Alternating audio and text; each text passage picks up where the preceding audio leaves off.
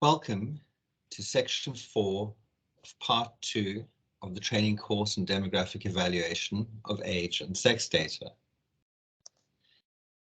In this video presentation, we will be developing further analyses based on multiple censuses or surveys, the analysis of cohort survival ratios, balanced equation analysis, drawing comparisons with data from other sources and projections, and concluding part 2 with a general discussion about the process of understanding a whole count of one's data. The idea behind cohort survival ratios is, in effect, an elaboration of graphical cohort analysis, which was covered in the previous section of this part. We're going to use data from an earlier inquiry to evaluate the enumerated count at a subsequent inquiry, where, as before, the principal explanation of the difference should be in the realm of mortality. Clearly, births other than at age 0 don't exist. Generally, migration is much less significant than mortality, but still perhaps matters substantially at young adult ages, or in particular contexts or situations or countries where migration is substantial. But in this analysis of cohort survival ratios, one always needs to remain alert to external events, war, famine, disease, that might account for differences beyond that which you might have expected or anticipated under usual circumstances. In addition, we have a problem in the analysis of cohort survival ratios because it is possible that either the first or the second, or perhaps both inquiries, may be differentially affected by undercounts or inaccurate adjustments from post-enumeration surveys. And so this creates a conceptual difficulty in trying to assess, when the data do not agree, which, if not both, of the inquiries are inaccurate. And to untangle that, you have to rely on other investigations and knowledge of the quality investigations into the previous inquiry to understand the likely explanations as to where the discrepancies might arise from. So to develop the idea of a cohort survival ratio, let's imagine that your country has conducted 2 censuses exactly 10 years apart. This is not atypical. The UN principles and recommendations recommend that censuses are conducted nationally every 10 years, and it is certainly not uncommon for countries to choose the same census date from one census to the next. Furthermore, as I explained in the previous section, when one's thinking about a synthetic cohort, the number in any particular age cohort, say age to x plus 5, 10 years ago, must define the same population now aged x plus 10 to x plus 15 at the time of a second census, other than those in that cohort who died in the intervening period between the censuses. And if this is the case, we can use this to estimate the survival ratio for that cohort. And we define that in this rather clumsy notation, which builds on standard demographic notation, that the cohort survival ratio between ages x and x plus 5 at time 2 is the cohort survival ratio of those people who are aged x to x plus 5 at time t2. In general terms, the cohort survival ratio of those aged to x plus 5 at time 2 will be given by the ratio of the number of people enumerated at time 2, aged from x to x plus 5, divided by the number of people at time 1, aged x minus the time gap between time 2 and time 1, and aged in the age group 5 years wide. If the censuses are 10 years apart, then we can render that general expression for cohort survival ratio into far more intuitive terms. That the cohort survival ratio at time 2 of those aged x to x plus 5 at time 2 is the ratio of the number of people alive at time 2, aged x to x plus 5, divided by the number of people aged x minus 10 to x minus 5 at time 1. We can assess the reasonableness of this cohort survival ratio either in relationship to themselves, that we internally, or in conjunction with an actual or assumed set of life table survival rates, which would be a form of external evaluation. In the absence of net migration, and this is a big assumption, a cohort survival ratio in excess of 1 is impossible, and would suggest that either the first inquiry is undercounted or underadjusted, and or in the sense it could be both of these things, the second inquiry has been overcounted or overadjusted. But it's important to recall that while talking about cohort survival ratios, that we do make this assumption that there is no net migration. In countries, situations, context where net migration is substantial, the method is likely to pick up the impact of that net migration, as we will see in some of the work which we develop in this section. Furthermore, when one's looking at cohort survival ratios, since female mortality in almost all populations and at almost all ages is lighter, by which we mean lower than male mortality, the ratio of male to female cohort survival ratios for the same cohort should not be greater than 1, because that would imply that male survival was better than female survival over that cohort. However, within that, there are 2 possible exceptions which should be borne in mind. Firstly, at childbearing ages, typically at the peak of the childbearing ages, say between 20 and 35, maternal mortality may come into play in situations where maternal mortality is significant, and that might compromise that general assumption that the ratio of male to female cohort survival ratios should not be greater than 1. And secondly, the other possible condition under which that might not occur is if there are fundamentally different age profiles by sex of a prevalent medical condition.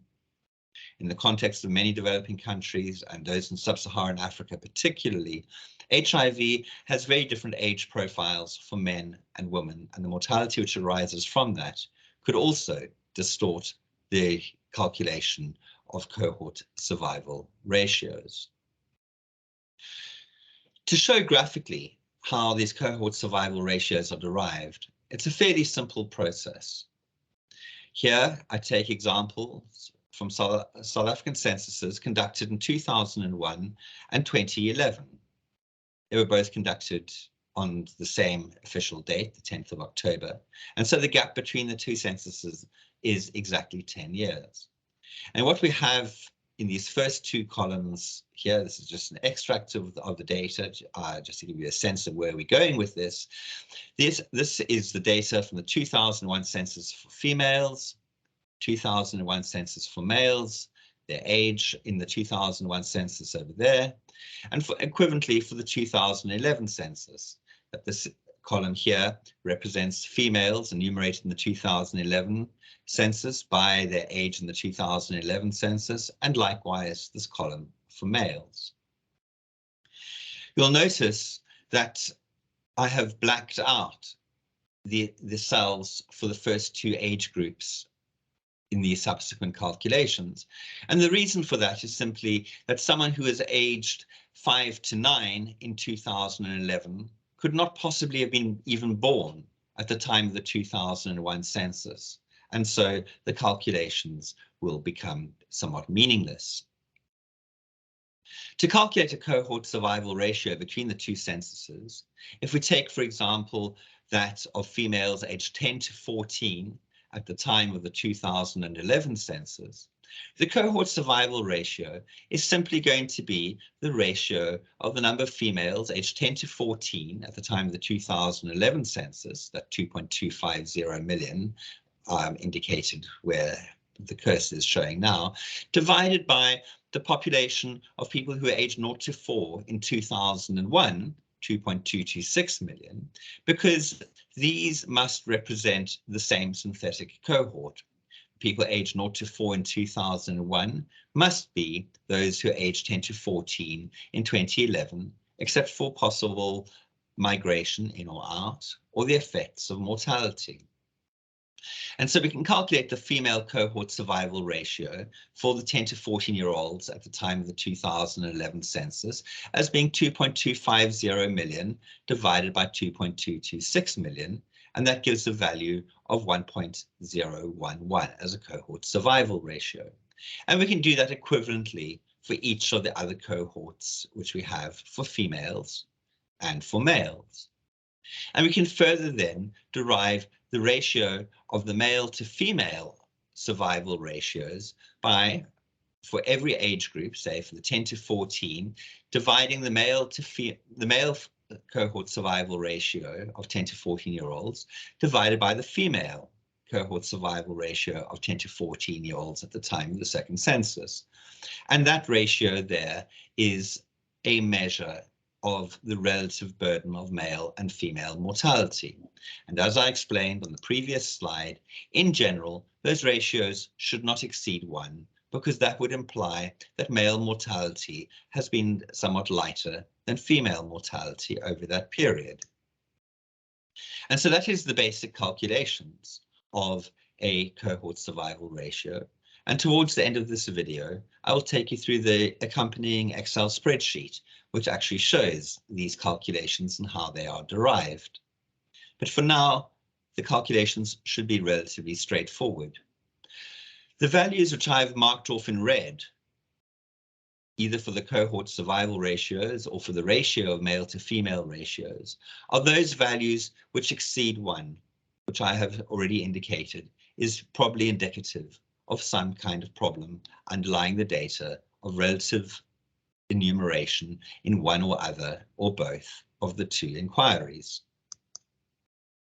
We can plot those cohort survival ratios for South Africa from 2001 to 2011. Again, along the x-axis horizontally here, we have the ages as of the second inquiry. So this is 0 to 4 at the time of the 2011 census. And you can see there's no data there because anyone who's aged 0 to 4 at the time of 2011 could not have been born at the time of the 2001 census. Going up the y-axis over here vertically is just the cohort survival ratio. And the crucial value here is this value of 1, which would suggest that the population has not changed at all on a cohort basis from one inquiry to the next. The red line represents the derived cohort survival ratios for females, and the blue line that for males. And you can see here that in general, between those aged 10 to 14 at the time of the 2011 census, through to those aged 40 to 44 at the time of the 2011 census, those cohort ratios for males exceeded those for females, which is not entirely plausible. We also note that for a significant portion of the age range, up to about age 25 or 30, those cohort survival ratios exceed 1, which is unlikely, except possibly in the context of international migration. And so one possible explanation for this might be, and which might be invoked, is that these cohort survival ratios exceed 1 because over that period, there might have been extensive international in-migration into South Africa, perhaps from Zimbabwe, our neighboring country, which experienced significant economic turmoil over this 10-year period. Whether the explanation lies in the realm of migration or whether it perhaps lies in the differential quality of the enumeration of young people at the time of the 2001 and 2011 censuses is something which will have to be unpacked and evaluated by reference to other information which you can lay your hands on. We can see that for women, those cohort survival ratios remain more or less constant at around about 90% up to about age 60, and then fall precipitously as ages get older, which is not altogether surprising. For every 10 years which one ages, the chances of surviving to the end of that 10-year period get demonstrably less, particularly at the extreme old ages. And we see the same thing for males, that their cohort survival ratios are generally lower than those for females, somewhere around about 80% or 85% initially, and then falling more or less in line and in keeping with the female cohort survival ratios.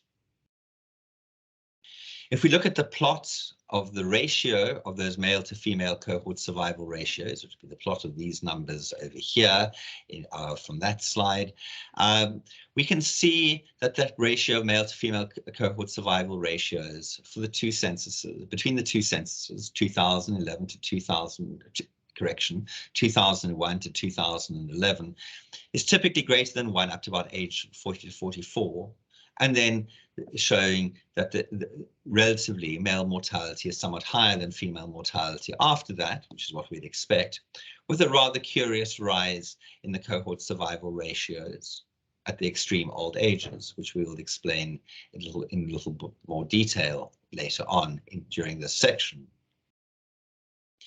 But looking at this, we can start raising doubts as to there are things which need to be explained about the relative enumerations in 2001 and 2011 of adults up to about the age of 40, which might see the invocation of an explanation of migration, but one would then need to adduce the evidence to support that.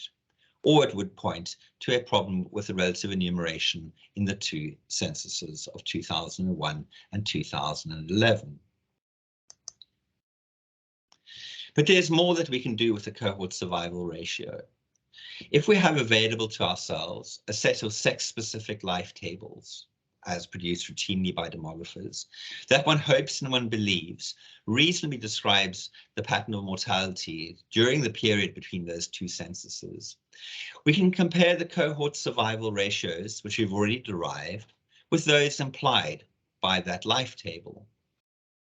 For those of you with training in demography, in life table terminology, the life table survival ratio, which we call big S, is the ratio of the big L's, the person years life lived, for each of the appropriate age groups. So in life table terminology, we could define a life table survival ratio to be big S, the life table survival ratio, between ages X and X plus 5 at some time point, relative to being equal to the person years life lived between ages X to X plus 5 at that time point, divided by the person years of life lived between ages X minus 10 and X minus 5 at that time point of the life table. Now, the question you ask yourself is obviously, where might you source these life tables? And if you were alert while I was presenting this formula, you'd notice that I have suggested that we use a single life table for a single point in time between the intercensual period, that we don't try and build a composite cohort life table over various points of time on a cohort basis. But the question still arises, where might you source those life tables? And the answers could be, you could try and derive an internal life or make use of a life table used or produced by your National Statistical Office. You could use the country-specific life tables, which are included in the data routinely produced and released by the UN World Population Prospects, which is the biannual series produced by the UN Population Division, or another appropriate, the emphasis is on appropriate, life table. But there are some cautions, because a single life table for approximately the midpoint of the intercensual period may not be appropriate if mortality has been changing rapidly, in which case you might need to derive some kind of blended life table from other tables. And you have to be fairly certain that the life table does, in fact, reasonably describe mortality in your population. If we are able to avail ourselves of such a life table, the investigation is relatively straightforward, and we would compare as 3 separate investigations. Firstly, the survival ratios by age and by sex derived already from the census, and we'll compare those with the equivalent survival ratios from the selected life tables. We could also, as a second investigation, look at the percentage difference by age and sex between the survival ratios from the censuses and the life tables. And then we can finally compare the ratio of male to female survival ratios by age from each. So what we're going to do as an example here is we're going to take the same data from South Africa, from the two censuses conducted in 2001 and 2011 as before. And for purposes of demonstration, we're going to make use of the UNWPP life table for South Africa by sex for the period 2005 to 2010, which is roughly centered in 2007. And that is roughly the midpoint of that intercensal period. We do note, however, that the UNWPP life tables for that period, 2005 to 2010, are likely to understate mortality for the intercensal period, 2001 to 2011, to some extent, because of a consequence of much higher AIDS mortality in the early part of the intercensal period, around about 2001 to 2005, relative to the second part of that period, when mortality started dropping as a result of the rollout of treatment for HIV and AIDS. But we can plot the cohort survival rates from the censuses and from the UNWPP on the same pair of axes. So what we have here are the cohort survival ratios, remembering that the crucial value is 1, which would suggest that there has been complete survival of the cohort from one census to another. By age, going along the x-axis in 5-year age groups, 0 to 4, 5 to 9, up towards the end of the age range. Remember, we can't calculate a cohort survival ratio for that last open interval without a significant demographic manipulation. But what we see here, the solid blue line represents the census cohort survival ratios from 2001 to 2011, as already shown on the previous slide. And the solid red line shows the census cohort survival rates derived for females for that intercensal period. What we have as the two dashed lines is the blue dashed line represents the cohort survival ratios for the UNWPP, derived from the UNWPP life tables for the period 2005 to 2010. And the dashed red line represents the female cohort survival ratios derived from the UNWPP for that same time period. And what we can see here is a somewhat significant discrepancy between the two sets of estimates. If we compare, for example, the solid blue line, which is the census for males, and the dashed blue line, which is the UNWPP estimates for males, we can see that unlike the census data, the UNWP data never exceed 1, and furthermore fall quite dramatically lower than those indicated by the census, which would seem to indicate that there might be some degree of age exaggeration happening among South African males in the census, because their implied cohort survival ratios are much higher than those indicated by the UNWPP. Of course, another explanation might be that the UNWPP estimates imply a much greater level of mortality than is actually being experienced in South Africa. However, this is unlikely, particularly when one looks at the extreme ends of the age range here, from ages 70 and onwards, where the South African census data implies relatively high survival relative to what's indicated by the UNWPP. And at those ages, mortality really does become extreme, and it's quite unlikely that the cohort survival ratios are really as high as they are indicated in South Africa. We can see, likewise, for females, that there's a reasonably good correspondence through to about age 60, that the cohort survival rates indicated by the census and the UNWPP are roughly similar. But at extreme old ages, again, the UNWPP implies much higher old age mortality than is implied by the census. This is something which would have to be investigated in much greater detail to form a view as to which of these two series is more likely to be correct and provide an accurate picture of the country's mortality with respect to age. As the second investigation I described earlier, I was going to go back just so you to remind yourself of what that second investigation would be, is the percentage difference by age and sex between the survival ratios from the censuses and from your selected life tables. And here what we see is that by age group, again, there's no data for the 0 to 4 and the 5 to 9s. And I'm only presenting up to age 70 to 74 for reasons that will become clear in due course. I'm showing the proportional or percentage difference in the cohort survival ratios in the census relative to the life tables for females in the red line and for males in the blue line.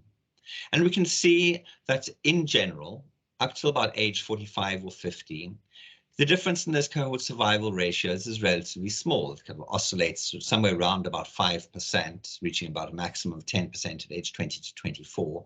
But the figures are very broadly in the same ballpark. As we look for males, as it gets older, these differences in the cohort survival ratios start to increase dramatically, exceeding 20% by the time one is looking at the cohort 70-74 at the time of the 2011 South African census. And this is really pulling out again the fact that these discrepancies are widening with respect to age, certainly for men over that time. The third investigation is to compare the cohort survival ratios and the ratio of those cohort survival ratios for males and females from the censuses, which is the black line as shown earlier, and the dashed line is the estimate from the UNWPP life tables chosen for South Africa. And what we can see again is that the UNWPP expects those cohort survival ratios between men and women to be more or less the same, with male survival being slightly lower than female survival, and then falling off quite dramatically. We see a broadly similar trend from the census data, but certainly after age 65, the discrepancy in these male to female ratios becomes marked. And that's another source of concern, which would require further explanation before deciding on which of these data sets might more plausibly describe your pattern of mortality, and in fact, whether your enumeration of your population, as implied by these cohort survival ratios from the two censuses, are indeed plausible and fit for purpose. The next approach to looking at squaring off data from multiple inquiries is to use what we call the balance equation. Now, the balance equation is a demographic accounting identity. As an accounting identity, it means it has to hold, and that accounting identity connects the population at 2 points in time t and some future point after time t plus k years afterwards. And the demographic balance equation tells us that the total population at time t plus k must be given by the total population which we saw at time t, plus the births which occurred over that period of k years between t and t plus k, minus the deaths which occurred over that same time period, adding in the immigrants between the two time periods, and subtracting off the out migrants. And as I said, that is a demographic accounting identity. It has to hold. And so if we did have some indication of births and deaths by age cohort in the period, and perhaps some estimate of migration to get the net volume of immigrants and out migrants in the population, we can see how well the two estimates of the population size stack up, because we have an estimate of the population at time t, we have a second estimate at time t plus k. If we have an estimate of births and deaths, immigrants and out migrants, we should be able to get back to our observed population at time t plus k. And if there's a discrepancy, that would need to be explained. However, In order to be able to adopt such an approach, we would need a complete count of the population at the 2 points in time, at time t and time t plus k, as well as a full and complete count of births and deaths as well, which would require both census and civil registration data, which is largely complete and largely accurate. We could apply the same balance equation to the population in a particular cohort. So the population aged x to x plus 5 at some time t plus 10 years after the first census, would be the population aged x minus 10 to x minus 5 at time t, plus the births which occurred between time t and t plus 10, minus the deaths of people who died between ages x to x plus 5, between the two time periods, and adding in the immigrants and subtracting out the out migrants in that cohort between time t and t plus 10. And if you've been alert, you'd realize that the Ds, the deaths, the Is, the immigrants, and Os, the out migrants, are specified on a cohort basis, being those who are or would have been aged between x and x plus 5 at the time of the second enumeration, 10 years after the first. And this points to the fact that balanced equation analysis can be an exceedingly difficult analysis in most developing countries, as it requires a comprehensive, accurate, and complete independent estimate of births, deaths, and migration over that period.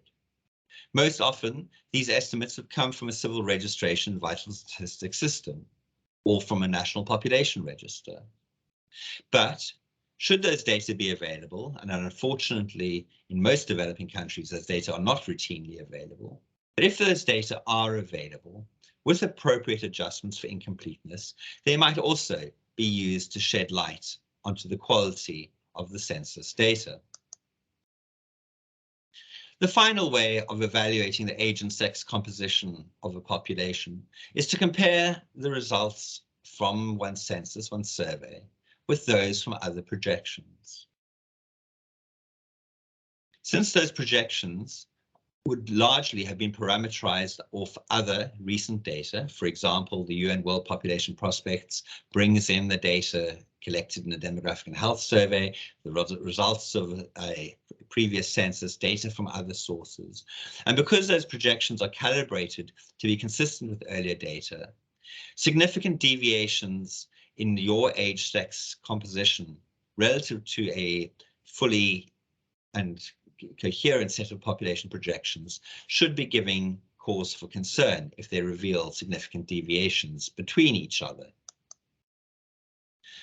Where might one get or obtain such other projections? They might come from in-house projections conducted by your National Statistical Office. They might come from the population projections done by the UN Population Division, the so-called World Population Prospects, which I've referred to already. There might be other projections done by other international agencies, for example, the World Bank, although usually they make use of those data from the UN World Population Prospects, or indeed projections done by other entities, for example, the Institute for Health Metrics and Evaluation at the University of Washington. But equally, you might have academic departments at universities in your country who themselves produce sets of population projections, which you might want to use for facilitating these comparisons. In general, you should really try as best you can to interpolate the results from a census or population projection to be applicable to the date of the census or survey to which you are applying. However, if one is using data from the UN World Population Prospects on an annual basis, the effect of that interpolating directly to the official census or survey date is likely to be of fairly trivial consequence. More significantly, however, you should be alert to the fact that if one is analyzing data retrospectively, say from two censuses conducted some time ago, for example, South Africa in 2001 and 2011, you would need to be careful of what we'd call recursion, in which the other series, the set of population projections one is using, is updated on the basis of the data which you're now trying to evaluate. So using data from South Africa from 2001 and 2011, and comparing those with estimates of a population projection going back to 2011 from the current set of the UN World Population Prospects, will in fact be incorporating some of the information from those two censuses in the derivation of their population projections. So one does need to at least be alert to that possibility. Even if you don't have a full census, let's say you're trying to do this exercise with survey data, instead of working with complete counts of the population, which is what is produced by the UN World Population Prospects and the complete count produced by a census, you could look at the age-sex distribution of the population, the proportional distribution of the population by age from the survey, with the equivalent age-sex proportional distribution indicated by the projection, say from the UN WPP, provided that the survey which one is trying to evaluate is designed and weighted to be representative at the scale of that projection. So if your survey is designed and weighted to be nationally representative, one could compare the proportional age-sex distribution of the population relative to that of the proportional age-sex distribution shown by the UNWPP. And as always, where there are major discrepancies between the two, you have to start looking for plausible explanations as to what might account for the difference. So what I'm going to show over the next 3 slides is to go back to the 3 countries which I've used as examples throughout this part 2 of the demographic training workshop. Data from the Bahrain census of 2010, the Nepalese census of 2001, and the South African census conducted in 2011.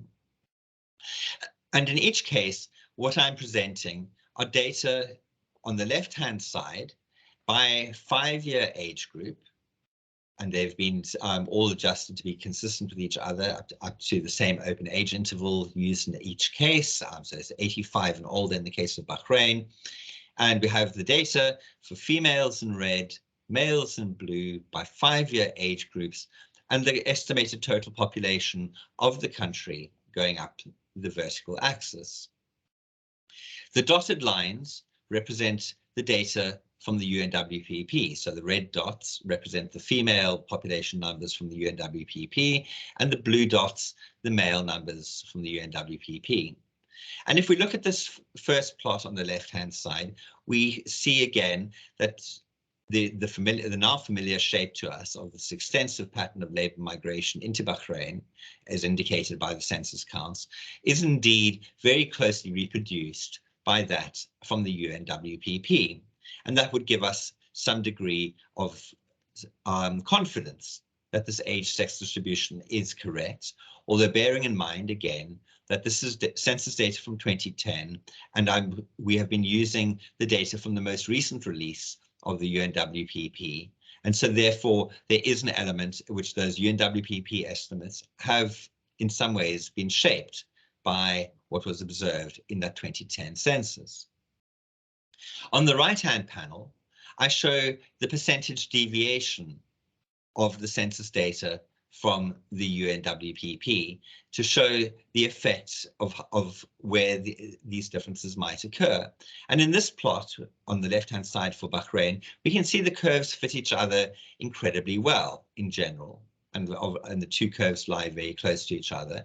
And when we look at the plot of the deviations for females in red, for males in blue by age group, and showing the percentage deviation, we can see that, for example, here at age 0 to 4, for both males and females, and we can just about see it here, that the census numbers are just a little bit lower than those implied by the UNWPP. That dotted line lies slightly above the solid line for males. And that is saying that there's a negative deviation of the census count in Bahrain relative to what the UNWPP expects. But those deviations are incredibly small at almost all parts of the age range, although they start to become significant for males at age 60, where you can see it here that the UNWPP is somewhat above that from the census count, and conversely for females. But what one loses in this plot on the left-hand side is because the scale goes up so high, for the young adults, one starts to lose real insight as to how well the data are fitting at the extreme ends of the curve. And in fact, you can see here that there are significant deviations at the extremes of the age range, where in Bahrain in 2010, the UNWPP estimates are some 80% lower. Alternatively, the census estimates are some 80% higher for females than they are from the UNWPP. And so again, one would have to go back and say, is the census count correct? Might there be a case of age exaggeration happening, which is driving that deviation upwards? Or perhaps you might come to the conclusion that the mortality rates at extreme old ages used by the UNWPP are too extreme relative to what is actually happening in the country. And that would require further investigation. But that's a fairly neat set of plots. When we turn to the plot of Nepal, for example, and this is now using the data from the Nepalese census of 2001. We have ages going along the x-axis as before in 5-year age groups, with with an open age interval at 95 and older, and the census counts going up the vertical axis for the solid lines, red for females and blue for males. And we show the dotted lines again, blue dotted lines for the UNWPP males and the red dotted lines for the UNWPP females. And when we look at this, we can start seeing how there's now a significant discrepancy, particularly in that 0 to 4 age group, between what was revealed in the census and what is implied by the UNWPP data. And this would, again, lead us to the conclusion, which we started flagging in the previous sessions, that perhaps the Nepalese census in 2001 significantly undercounted young children under the age of 5, and we know that from the previous work that there's largely children of ages 0 and 1, and that it was not indicative of a very sudden and sustained decline in fertility in the country. When we look at the pattern of deviations, what's interesting here is that in general, the census data are somewhat lower than what is implied by the UNWPP, certainly up to about age 45 or 50 for males and females. And that might be an indication that in general, there might have been a further undercount of people in the Nepalese census. You might want to inquire whether the Nepalese Bureau of Statistics ran a post-enumeration survey, for example, and whether they adjusted for a potential undercount. But it would seem to suggest that there was about a 6 or 7% undercount of women and maybe about a 10% undercount of men relative to what was expected from the UNWPP. Of course, some of that deviation there might be because the UNWPP did not fully accommodate the extent of labor migration in the country amongst young adults, which we discussed earlier. And so again, that would be a matter of some great concern, which would need further investigation. What I want to refer to, though, particularly here, is that for males in Nepal after the age of 50, the deviations from the UNWPP become extreme, and in fact, by age 85, exceed 100%. In other words, the census is showing more than twice as many people age 85 as the UNWPP would expect. And that might be an indication of age exaggeration amongst Nepalese men particularly. And likewise, we might try and explain these lower negative deviations for women as being that of a systematic undercount of elderly women in the Nepalese census until one gets to extreme old age, when again the deviations become extreme and material. Finally, if we were to look at South Africa in 2011, the South African census of 2011 relative to the UNWPP, again, we have age groups and 5-year age groups going up to 100, an open age group of 100 and more, and the counts of people by sex. And here we see that, remember, I had flagged this very odd pattern in the shape of the South African age profile as saying, might it have been real or part of a differential undercount? Certainly, the UNWPP estimates tend to reinforce the pattern which we observed in South Africa. And so there might have been a very odd series of about 10, 15 years of fertility rates in the country, giving rise to an odd pattern of births and survival of those children at the time of the 2011 census. But then if we look at the deviations again, we can see that these deviations are incredibly small for the most part. Again, a slight warning of recursion that these UNWPP estimates would, to some extent, have been informed by the results of the census, and so are not entirely necessarily independent. But in general, these estimates are very broadly consistent until about age 70 and above, when the deviations again become extreme and in fact become several thousand% discrepancy between the number of people at extreme old ages and as shown by the South African census versus that shown by the UNWPP. And again, that would be an investigation which has to be pursued, saying that is it likely that the UNWPP has completely underestimated the population of the very elderly in South Africa of both sexes, or does it mean that there's been significant and sustained age exaggeration of people at the older ages in that South African census? And that would require further investigation and unpacking. Finally, as we near the end of part 2 of this demographic training workshop, we need to start thinking about how we pull all these results together and think about the whole count. After all these investigations, all the results of all the investigations you've done need to be combined into building an overall picture of the essential enumeration of the population in your data by age and by sex. Explanations for major discrepancies, either internally or externally, have to be offered, and bearing in mind that you can't invoke contradictory explanations for 2 different findings from the same data. In other words, you can't say in relation to one investigation that the discrepancy is explained by high migration, and for another investigation, explain that discrepancy by saying there's low migration in the same age group.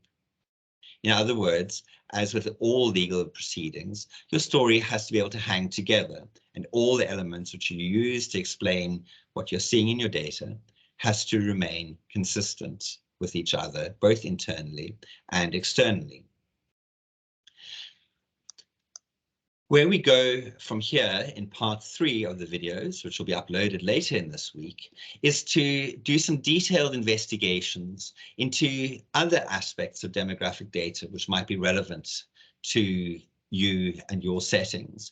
In particular, the next series of videos is going to deal with the evaluation of the age profile of mothers giving birth, for example, as revealed by some civil registration data, and the age profile of those dying, as, for example, revealed by civil registration data.